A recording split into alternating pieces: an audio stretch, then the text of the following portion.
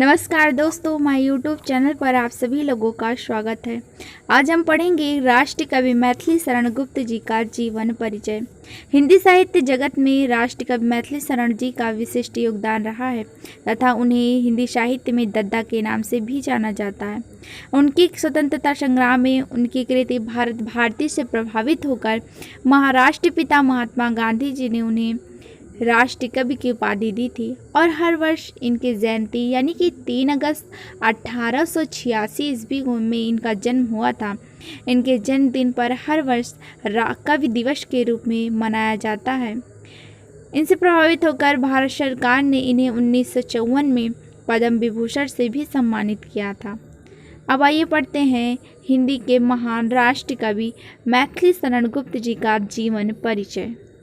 राष्ट्र कवि मैथिली शरण गुप्त का जन्म 3 अगस्त 1886 ईस्वी में हुआ था तथा इनका जन्म स्थान उत्तर प्रदेश के चिरगांव के रहने वाले थे। इनकी माता का नाम काशीबाई और इनके पिता का नाम रामचरण गुप्त था। इनकी शिक्षा दीक्षा जो थी वो चिरगांव में हुई थी, लेकिन खेल कूद की तरफ अधिक रुझान होने के कारण इनकी शिक्षा दीक्षा अधूरी ही रही। मैथिली शरण गुप्त जी की मृत्यु 12 दिसंबर 1964 ईस्वी को हो गई तथा आइए देखते हैं इनका साहित्य में योगदान।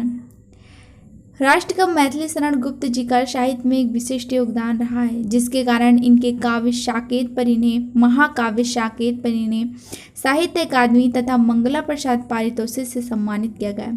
अगर हम महाकाव्य साकेत की बात करें तो श्री रामचरितमानस के पश्चात तुलसीदास की कृति है श्री रामचरितमानस। इसके पश्चात हिंदी में राम काव्य का दूसरा स्तंभ राष्ट्र कवि मैथिली शरण गुप्त द्वारा रचित साकेत ही है और इन्हें 1954 में पद्म विभूषण से भी सम्मानित किया गया था। राष्ट्र कवि मैथिली शरण गुप्त द्वारा रचित रचनाएं। साकेत इनका महाकाव्य है। यशोधरा, झंकार, विष्णुप्रिया, रंग में भंग इनकी प्रथम रचना थी। जयद्रथ वध, पंचवटी, उर्मिला, कैकेयी का अनुताप, सिद्धराज, भारत भारती। भाषा शैली। इनके काव्य में मुख्यतः प्रबंधात्मक शैली का वर्णन मिलता है, फिर उद्देशात्मक शैली का वर्णन, विवरणात्मक शैली का अध्ययन इनके काव्य में मुख्य रूप से दिखाई देता है। इनके काव्य सौंदर्य की मुख्य विशेषताएं। ये राष्ट्रीय प्रेम की भावना रखते थे। भारतीय संस्कृति का ओजपूर्ण प्रतिपादन किया। गांधीवाद की प्रधानता इनके काव्य में दिखाई देती है। नारी की महत्ता, शक्ति तथा अलंकारों का सक्षम प्रयोग। साहित्य में स्थान। राष्ट्र कवि मैथिली शरण गुप्त का साहित्य में विशिष्ट स्थान है। मैथिली शरण गुप्त के राष्ट्रीयता से ओतप्रोत काव्य को भारतीय साहित्य में एक विशिष्ट स्थान प्राप्त है।